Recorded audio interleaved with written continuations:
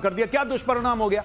दुष्परिणाम हो जाएगा, ये हो जाएगा, रेड लाइन है, इंडस वाटर ट्रीटी, पानी रोक दिया तो खून बहेगा, हिंदुओं के क्रियाक्रम के लिए लकड़ियां कम पड़, क्या हो गया? क्या हो गया? दोबारा ठोक दो, कुछ नहीं होगा, मैं बता रहा हूं, कुछ आज तक कभी कुछ नहीं हुआ। ये सिर्फ भौंकते हैं, ये काटने वाले कुत्ते नहीं है, सिर्फ भौंकने वाले हैं। आप इनको ठोक दो जाके और इनको डेली ठोको, इनका यही इलाज है, इनको डेली। डॉक्टर की दवाई है ना, डॉक्टर लिखता है RX, ब्रेकफास्ट के पहले, लंच के बाद, डिनर के पहले, इनको ठोकते रहो, इनको गोलियां देते रहो, इनका कुछ नहीं। डोज जरूरी है, लेकिन ये देखिए पाकिस्तान को जो एटम वाला डर, ये बात तो सही है कि ये दोनों मुल्क साथ में नाम लिए जाते हैं। ईरान के साथ साथ पाकिस्तान का भी जिक्र होता है, नेतन्याहू कई बार कर चुके हैं, इसलिए वहां जो हुआ है उसकी धमक पाकिस्तान को महसूस हो रही है, पाकिस्तान को।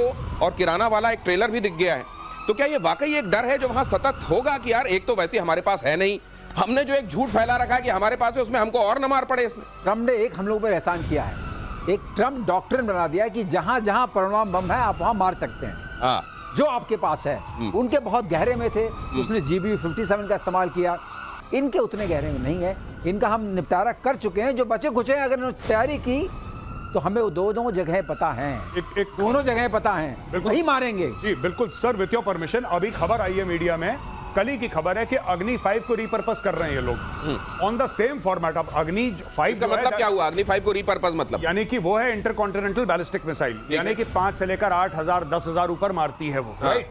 ये कह रहे हैं कि जैसे GBU-57 है, उसी तरीके से 2 वर्जन ये अग्नि के निकाल रहे हैं। एक वर्जन वो होगा जो सरफेस पे फट जाएगा, जैसे कि सर उस दिन समझा चुके हैं, राइट, कि मदर ऑफ ऑल बॉम्ब्स वो था जो सरफेस पे फट जाता था। एक वो है जो जमीन के नीचे जाएगा और करीब 300 खोद के मारेगा, 250-300 फुट नीचे जाके वहां पे फटेगा।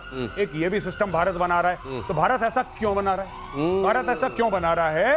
ये पाकिस्तान को देखो, तुम जितने भी नीचे जाओगे ना पहाड़ के, हम लोग तुम्हें ढूंढ लेंगे, पर मेरी सिर्फ एक रिक्वेस्ट है, जो भी पावर में है सरकार, मेरी एक रिक्वेस्ट है, सर आप वेट मत करना, ये सांप के बच्चे फिर डसेंगे, ये सांप के बच्चे फिर डसेंगे। आप ये मत सोचना कि ऑपरेशन सिंदूर से सांप के दांत, इनकी फितरत में है डसना, इनकी फितरत में, इनको ठोको। और इनको जब तक आप ठोकते रहोगे, ये सबसे अच्छी कौम है पाकिस्तानी, सबसे प्यार मोहब्बत वाली कौम है। अगर इनकी डेली सुतैया होती रहे, इनसे बेहतर कोई बंदे नहीं है, लेकिन इनकी डेली मार पड़नी चाहिए कान के नीचे, और इनसे ज्यादा प्यार मोहब्बत वाले लोग नहीं है, बस डेली ठोको इनको।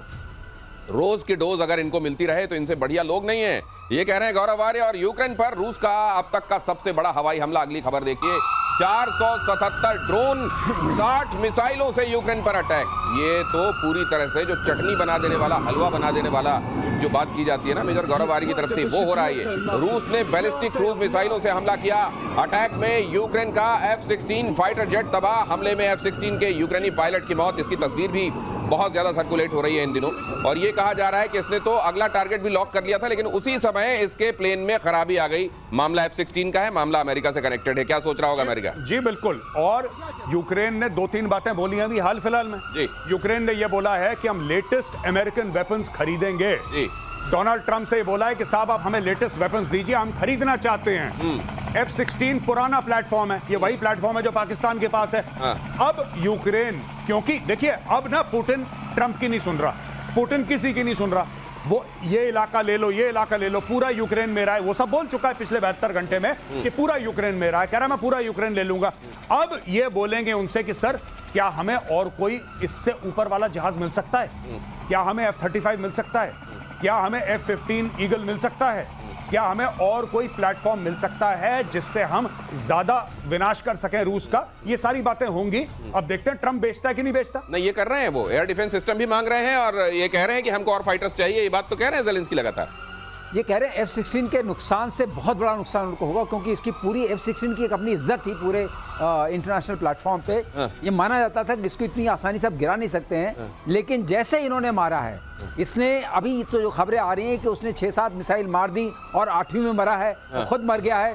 तो अगर इतना सैचुरेशन हो गया, और ये भी कहा जा रहा है कि सिस्टम फेल कर गया, ये सबसे बहुत सोचनीय बात है। सिस्टम फेल कैसे हो रहा है? फेल कर गया है तो ये किस काम का है?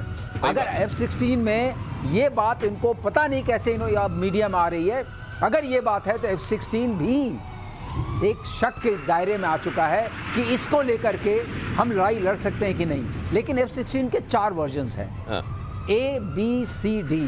ये ब्लॉक C का है, जो ब्लॉक D का है।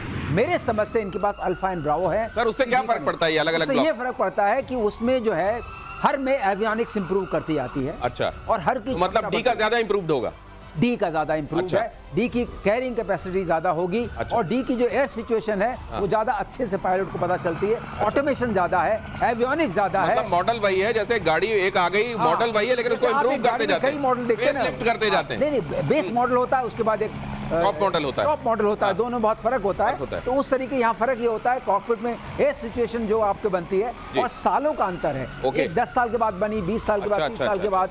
तो जैसे जैसे टेक्नोलॉजी आती गई वैसे वैसे उस F-16 में जाती रही। ओके, अब इसलिए ये बड़ा झटका है अमेरिका के लिए। आपने देखा, ये एक्सपर्ट्स आपको बता रहे हैं, और ये डिटेल, ये बारीकियां और कहीं देखने को आपको नहीं मिलेगी सिवाय टाइम्स नाउ भारत प्रतिशोध के। यूक्रेन के सफेद सोने पर पुतिन का कब्जा, शेवचेंको गांव के आसपास रूस का पूरा कंट्रोल, पूरे इलाके में लिथियम का अकूत भंडार बताया जा रहा है। ट्रंप ने हाल ही में लिथियम के लिए डील की थी। अब यहाँ ट्रंप ने तो डील कर ली जेलेंस्की के साथ। जेलेंस्की ने कहा हाँ मैं पूरा दूंगा आपको, रेयर अर्थ दे दूंगा। जी। अब क्या बोलेगा, लेकिन वो तो पुतिन ने कब्जा कर लिया वहां पे। नहीं, अब जेलेंस्की के पास एक कार्ड हो गया ना ट्रंप को बोलने का कि भाई साहब आप सोचने में लग गए, आप दुनिया भर में सीज फायर करवाने लग गए। आपने इंडिया को भी सबके सामने बोल दिया कि इंडिया पाकिस्तान का मैंने करवाया था, वो भी चूरन आपने बेचा।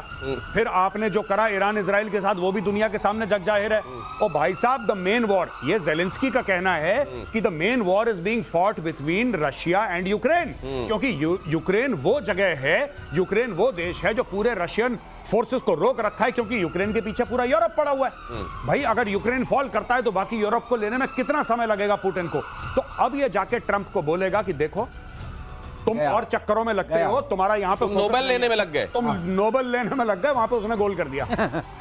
गया लिथियम गया, तो लिथियम गया। लेकिन अभी भी एक चीज और है दिनेश समझने वाली, 80% अभी ले चुका है। ठीक है सर, लेकिन मैं एक चीज और जानना चाहता हूँ। रशिया और यूक्रेन के बीच में ये चूहे बिल्ली तो चल ही रहा है। वो कुछ जगहों पर आगे आके अपने लाइन को आगे बढ़ा देते हैं और फिर ये फिर से पीछे ढकेलते हैं उनको। ये पुतिन की पॉलिसी कहलाती है grind and gain. Grind and gain means मतलब घिसो बंदे को और फिर घुस जाओ। जब वो थक जाए, पस्त हो जाए तो जाओ और घुस जाओ। तो ये जो है एट्रिशन, वॉर ऑफ एट्रिशन इसको बोलते हैं। इसको कैसे संभालेंगे जेलेंस्की?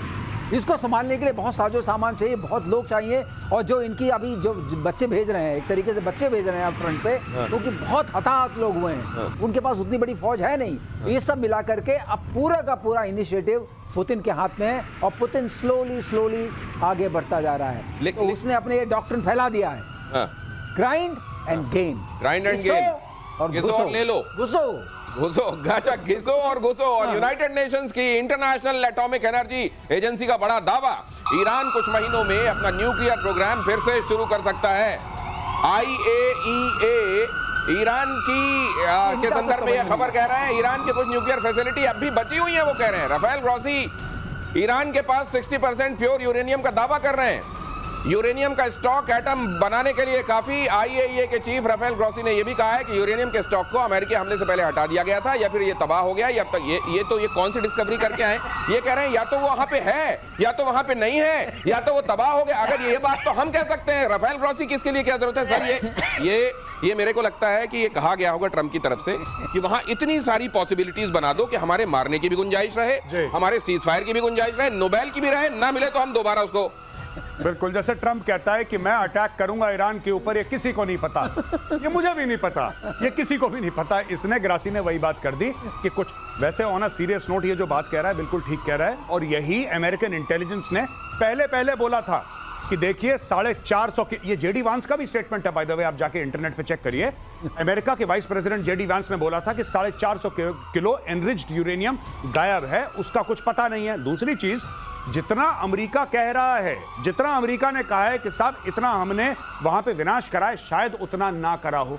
और तीसरी चीज है, जब ईरान को यह पता है कि अमेरिका अटैक कर सकता है, तो कर सकता के चलते क्या ईरान ने अपना बैकअप नहीं रखा होगा? दिनेश भाई बताओ। बिल्कुल रखा होगा। गौरव आर्य जी, एक खबर और आई थी, हालांकि अपुष्ट है जी, कि इस दौरान जब ये पूरा सिनेरियो वहां पर हो रहा था वॉर वाला, ईरान की तरफ से चुपचाप स्मगल करके पूरा का पूरा यूरेनियम पाकिस्तान ट्रांसफर कर दिया गया है। और फिर अगर उस खबर को इस खबर से जुड़े कि पाकिस्तान को डर सता रहा है कि कहीं उसके यहाँ हमला ना हो जाए, तो क्या ये उसको डर है कि सूनर और लेटर ये डिस्कवर कर लिया जाएगा कि ये तो सब मेरे यहाँ के नॉन स्टेट एक्टर्स पार करके इधर ले आए?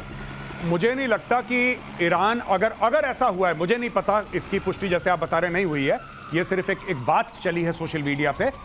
मुझे नहीं लगता कि ईरान पाकिस्तान पे इतना भरोसा करता है कि अपने न्यूक्लियर मटेरियल वो पाकिस्तान पे कोई भरोसा नहीं करता। अगर उसको करना भी होगा तो शिया मेजॉरिटी इराक में डालेगा। Iraq is a Shia majority country और इराक के अंदर उसके ग्रुप्स भी हैं जो